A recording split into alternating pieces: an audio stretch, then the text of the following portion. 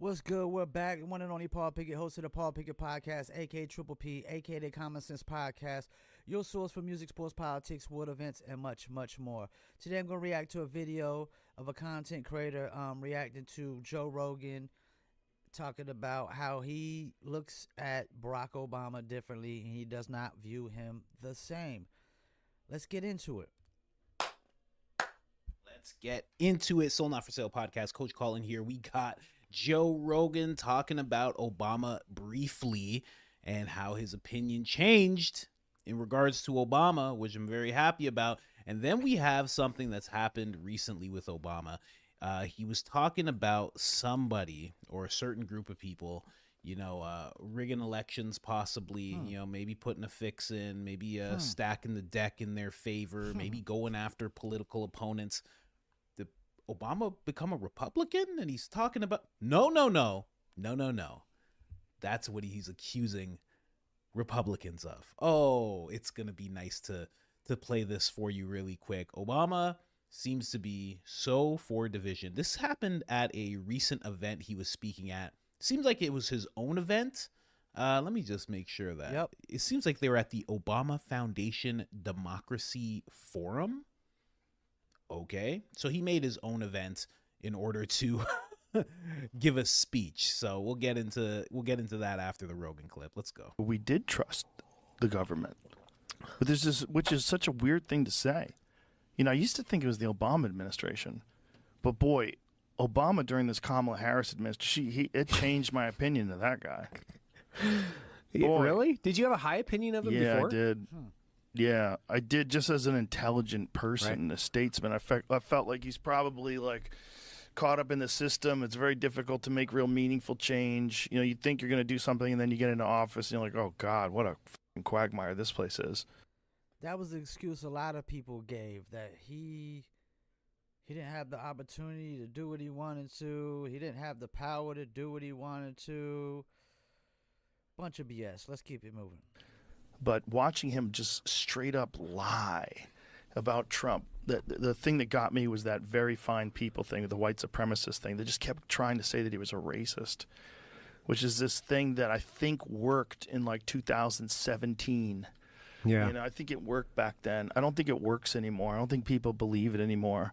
I think that we've gotten numb to all this stuff. Well, it's the sky is falling thing, right? Yeah. It's like you cry wolf or whatever. It's like you guys can only call me a fascist so many times. I mean, the New York Times wrote that article a couple years ago, right? Where I'm like, it was the front of the coffee cup where it's like, do you want Trump 2024? Do you want low taxes? Do you want this? Do you want that? I'm like, I want all that. That seems like the move nowadays is not to present actual policies of what you're going to attempt to do. All they could do is just talk shit on the political opponent.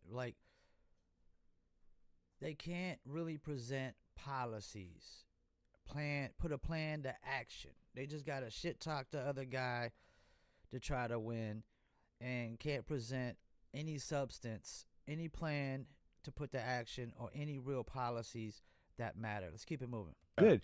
And you can only call me a fascist, racist, asshole. I mean, to be fair, I can float into the asshole category relatively easy, but I can float in there too. But let's keep it moving.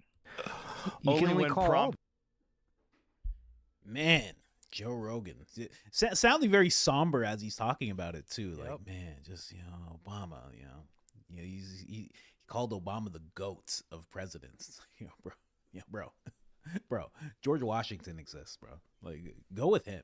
If you want an easy answer, hard for people to argue with, go with George Washington. You're good, Or Lincoln, or my favorite of all time is Theodore Roosevelt. Let's keep it moving. Stay there. But Obama? Come on, man. You got to look into that a little bit. Leading report wrote, breaking, former President Obama insinuates that Republicans are responsible for stealing elections and politicizing the U.S. government. Oh, you can't say that. You can't do that. I mean, when Trump or anybody else on the Republican side said elections are rigged, no, you're an election denier. You can't do that. We have a fair election. Elections have never been rigged anywhere before. And I could have sworn people said that Republicans rigged the election when Bush was in office and Jeb Bush was governor of Florida, that he helped get his brother elected. So you mean to tell me that, Republicans can rig elections, but Democrats can't? That's funny. Really?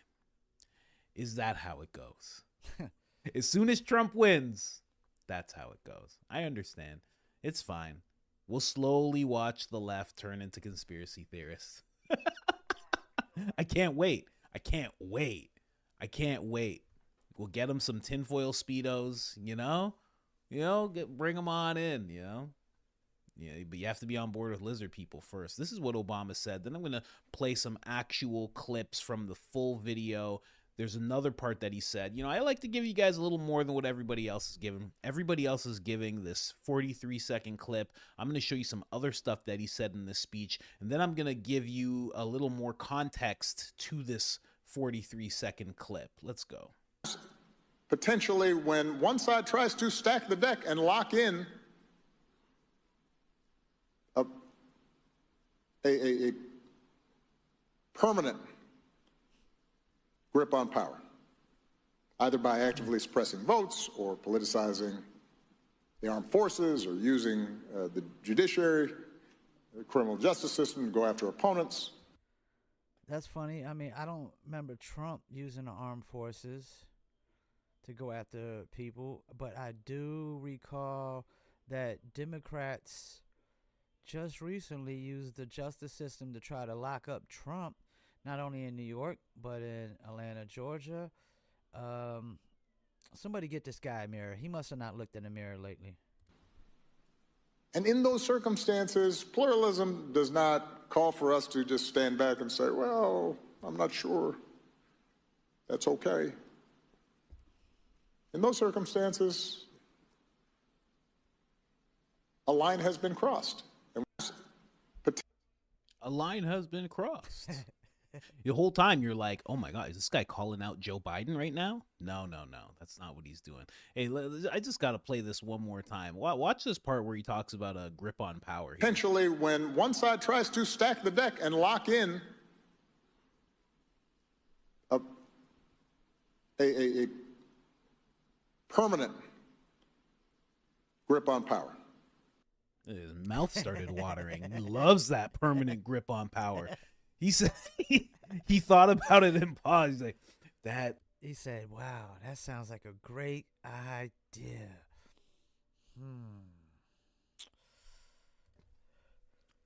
Oh, permanent grip on power. Just keep it forever. Third term, fourth term. Oh, he loves that part. Look at him. He's just like, Yeah, that sounds good. Nothing sweeter than that permanent grip. Now, in this clip, he's talking about, in this whole speech, he's talking about pluralism. Now, what pluralism is it is a political system that values diversity and representation and encouraging participation of various groups and organizations in the decision-making process. Everything that the Democrats have been completely against since they've been in power, every time they're in power, pretty much. Now that's what he's pushing in this whole speech. So as soon as Trump takes power, he's now pushing this whole pluralism thing. But then he's also just Trump wins, and now he's taking this underdog stance where it's like, we got to learn to get along with these people. We got to learn to get along with Hitler and these fascists. They're not so bad. It's very odd. Yeah, let me go with that one. This idea, like, if I thought somebody was like Hitler, no way, no how could I find a way to work with him. Like, hell no. There's no, it doesn't even cross my mind. I'm not even thinking about trying to work with somebody that I call Hitler. I don't even allow dishonest people in my life, scumbags in my circle. I'm not going to work with them. So the idea that you would work with somebody that you compared to Hitler is crazy unless they're nowhere near what you said. And, you know, I think the reason that Democrats feel the need to try to work with Republicans now is because they spent the last 8 years working against them and not wanting to work with them. Basically having them censored on social media, having them accounts banned on social media, basically calling everybody who voted for Trump and supported Trump a racist, white supremacist, bigot, homophobe, transphobe.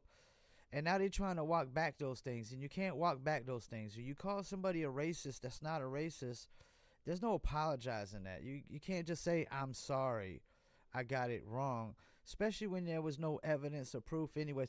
This is the thing, like, for you to say every white person that voted for Trump is a racist or white supremacist, you didn't pass math class. And if you did, how the fuck did you pass math class? If you don't know, apparently you don't understand odds and percentages and the human mind, and people are so different on so many different levels. You got black people that only listen to heavy metal. You got white people like me that predominantly listen to only hip hop and interview nothing but 90s hip hop artists.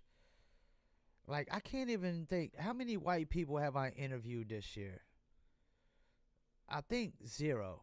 I think I interviewed 0 white people this year. It's crazy. Let's keep it moving. You know, the spin that he's trying to put on this, but then also at the same time being like, and you know, they might try and stack the deck. They might try and keep a permanent grip on power and, you know, go after political rivals. We're not about that. No, not us. It's them that might do that. That's what we have to be watching for the next 4 years. It's very interesting the way he's making this little switch. Here's something else that he said in the speech as well. I believe the answer is yes. Of course, I was listening to it double speed. My bad. Let me slow it down. Here you go. Oh, geez. I am convinced that if we want democracy as we understand it to survive, then we're all going to have to work towards a renewed commitment to pluralist principles. Because the alternative is what we've seen here in the United States and in many democracies around the globe. You notice he didn't name one specific country past ours. He says many democracies across the globe, but you didn't name any. It's funny how that works. Not just more gridlock, not just public cynicism, but an increasing willingness on the part of politicians and their followers to violate democratic norms. To do. Oh, you mean like censoring political opponents, citing that they're spitting misinformation, so they need to be suppressed off of social media, which misinformation is free speech. Lying is free speech. Having opponents removed completely off of social media in the middle of an election, trying to use the justice system to have a political opponent locked up so they can't run for election.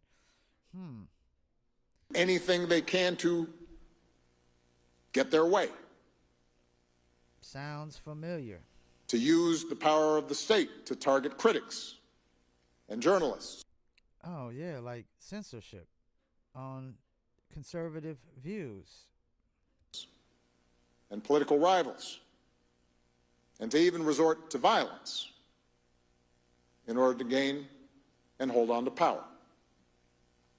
What violence did Trump resort to hold on to power? I know some people are going to say January 6th. Okay. We have seen that movie a lot. He literally made that movie. Yeah, he was the director. Huh. Isn't that interesting he said that? He made the movie. What? Obama, Scorsese.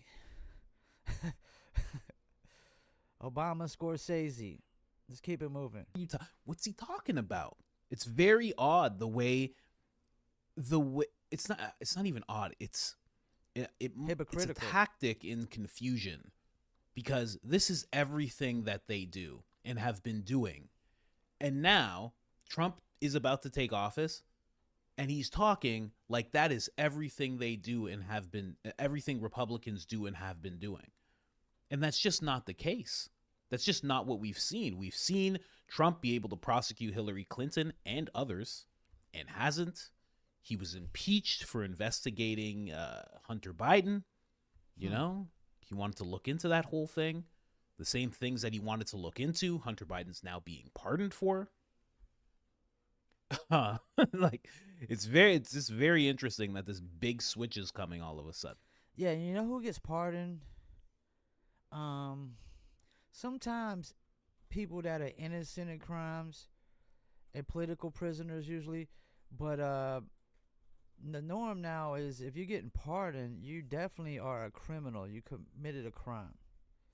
And now the exact avatar that the Democrats have taken, he's now just bringing over and just putting it onto Republicans and being like, man, gotta watch out for these guys, huh? It's amazing. It's amazing. And he even uses his own platform to do it. You know, MSNBC, all that, they're not. Yeah, that's another one. Like, all of the mainstream media except for Fox News is basically on the sides of Democrats and liberals, which, how did that come about? How did that come about? You using mainstream media against your political opponent because they're biased. And media used to never be biased. And I think I done heard enough. Yeah, it's crazy. I actually voted for Barack Obama first term.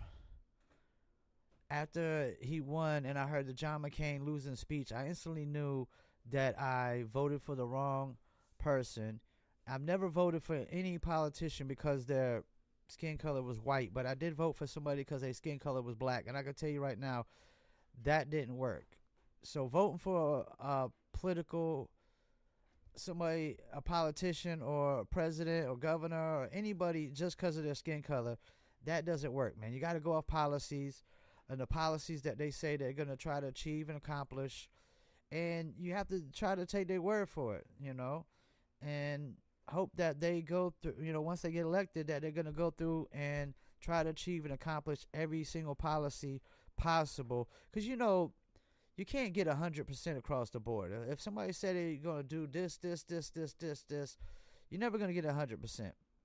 I mean, that's you're naive to think that any politician can achieve 100% of what they said they're going to achieve, especially when you got, you know, the House and the Senate and everybody voting against them.